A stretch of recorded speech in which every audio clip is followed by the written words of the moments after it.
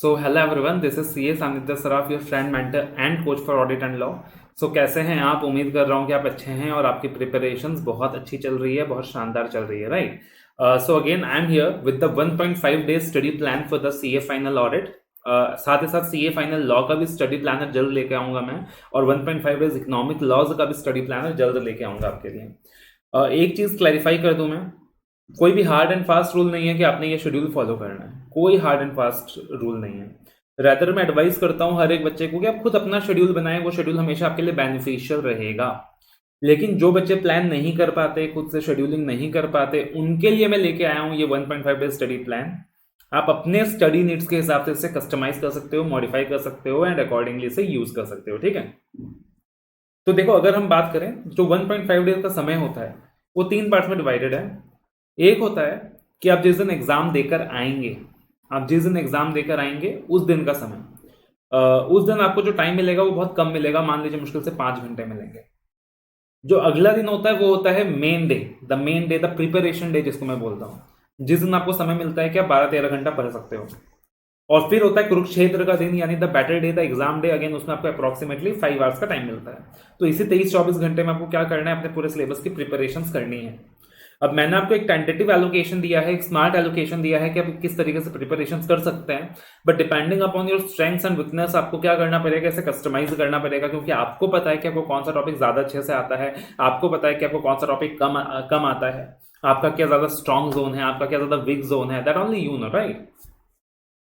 तो देखना, सबसे पहले एग्जाम देकर आओगे, 5 बजे एग्जाम खत्म होगा। मान लीजिए घर पहुंचते पहुंचते 6 बज गए। उसके बाद 1 घंटा just go for a power nap, अच्छे से सो जाइए, नींद पूरा कर लीजिए, थकान है पिछले दिन का।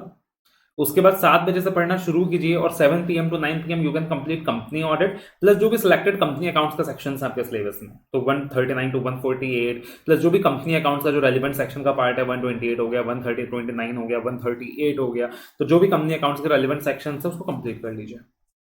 उसके बाद 9:30 आधा घंटा का ब्रेक लेकर उसमें डिनर वगैरह करके 9:30 PM to 10:15 you can do कारो, नॉट 16, सॉरी, अभी तक दिमाग में हमारे कारो 16 ही आता है, नाउ इट्स कारो 20, राइट?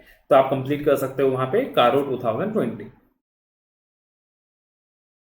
उसके बाद 10:30 PM to 11 PM you can complete one related chapter, that is audit of CFS, audit of consolidated financial statement।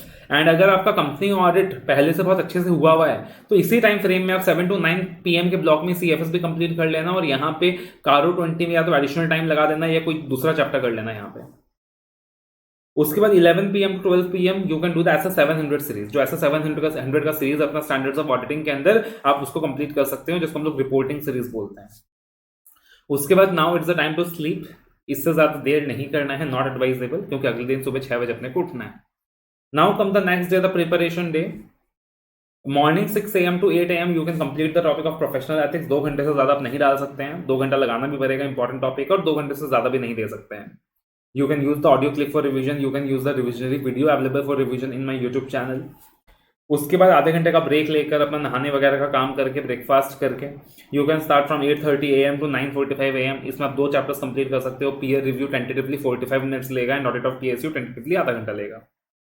उसके बाद फिर से 15 मिनट का ब्रेक लेकर you can start with 10 AM to 12 PM, जिसमें आप ऐसे 600 का सीरीज कर सकते हैं, 300 का सीरीज कर सकते हैं और 400 का सीरीज कर सकते हैं।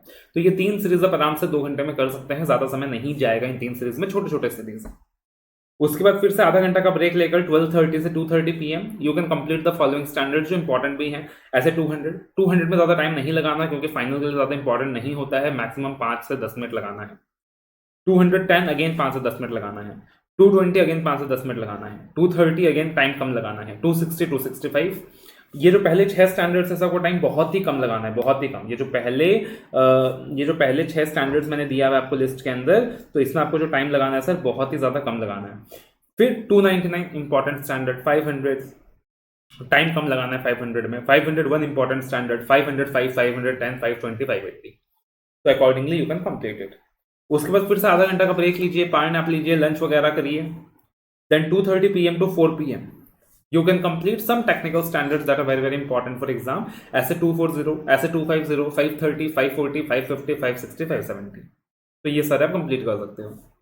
उसके बाद फिर से आधा घंटा का ब्रेक लीजिए, आधा घंटा का पावर नैप लीजिए मैं कहूंगा, और आधा घंटे का पावर नैप लेने के बाद you start with the other chapters part. So 4:30 p.m. to 6 p.m. you can complete management operational audit, you can complete investigation, due diligence, you can complete risk assessment, internal control chapter. Sir इतना 3 chapter कैसे होगा sir? 1.5 घंटे में करना ही होगा मेरे भाई, उपाय नहीं है, टाइम कम है. 1.5 डेज में रिवाइज करना है तो कंप्लीट करना ही होगा. एज्यूम करते हैं आपने पहले से पढ़ाई कर रखी है, पहले से अपने रिविजनरी पॉइंट्स नोट डाउन कर रखे हैं, पहले से कंसाइज नोट्स बना रखा है, तो आप आराम से रिवाइज कर सकते हो. प्लस ऑडियो क्लिप्स भी अवेलेबल होंगे आपकी मदद करने के लिए. उसके बाद आता है 6:30 p.m. to 8:30 p.m. You can revise 2 घंटे का ये जो ब्लॉक है. ऑडिट कमेटी कॉर्पोरेट गवर्नेंस का इंपॉर्टेंट चैप्टर, काफी इंपॉर्टेंट रहेगा एग्जाम के लिए. Forensic audit, audit of automated environment.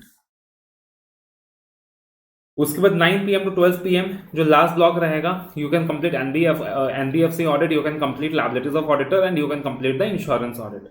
फिर आता है एग्जाम डे. एग्जाम डे के लिए मैंने 2 चैप्टर्स रखे हैं. सुबह 6 से 9 बजे का समय है, bank audit and tax audit, क्योंकि ये बल्कि चैप्टर्स हैं. अगर आप इनमें पहले चले गए तो हो सकता है आप इनमें खो जाओ और बाकी चैप्टर्स की प्रिपरेशन रह जाए. इसलिए मैंने इसको एग्जाम डे के लिए छोड़ दिया है कि खुदा ना खास्ता किसी रीजन की वजह से अगर पहले के कुछ चैप्टर्स पेंडिंग रह गए तो at least you can complete that, और लास्ट में बैंक ऑडिट टैक्स ऑडिट में आप इंपॉर्टेंट क्वेश्चंस भी कर सकते हो या कोई एक चैप्टर भी करके जा सकते हो मजबूरी में. वरना पता चला कि इन चैप्टर्स को पहले लेकर बैठ गया तो 4-5 चैप्टर छूट गया, वो चीज अपने को नहीं करना है. और फिर फाइनली 1 घंटे का प्रॉपर ब्रेक लेना है, ब्रेकफास्ट करना है, मेडिटेशन करना है, एंड उसके बाद रिलैक्स होकर 10 बजे से पढ़ना स्टार्ट करना है. और ये जो 10 AM to 12 PM का टाइम है, इसको 12 को आप 12:30 कर सकते हैं आराम से. आखिरी का 1.5 घंटा में एडवाइस नहीं करता कि आप पढ़ाई करें. Use it for your travelling, use it for some meditation, do the things you like, just relax and go in the examination hall. तो ये 10 बजे से 12 बजे का जो समय है, सिर्फ पेजेस को टर्न करो, पेजेस को टर्न करो. देखो अच्छा ठीक है, पेज को देख के कंफर्ट लग रहा है कि हाँ इस पेज को देख के मुझे कंफर्ट आ रहा है, पेज टर्न कर लिया. कंफर्ट आ रहा है, पेज टर्न कर लिया. कंफर्ट नहीं आ रहा, एक बार देख लिया, उसमें कुछ लिमिट्स वगैरह मिल गए, सेक्शन नंबर्स वगैरह मिल गया, कुछ की पॉइंट्स वगैरह मिल गया, तो उनको एक बार देख लिया. जो अमेंडमेंट्स है इस बार के वो देख लिए, और आपने जो भी रेफरेंस पॉइंट्स कुछ मार्क कर रखे होंगे अपने बुक्स में वो देख लिए. बस उतना कर लिया और टेंशन फ्री होकर रिलैक्स करके मेडिटेशन वगैरह करके माँ बाप का आशीर्वाद लेकर हम एग्जाम हॉल में चले गए और पॉजिटिव माइंडसेट के साथ जाके वहां पे हमने क्या किया सर? एग्जाम दिया. This is all you need to remember, all you need to do. बहुत जरूरी है कि रिलैक्स रखो अपने आप को, बहुत जरूरी है कि पॉजिटिव माइंडसेट के साथ काम करो.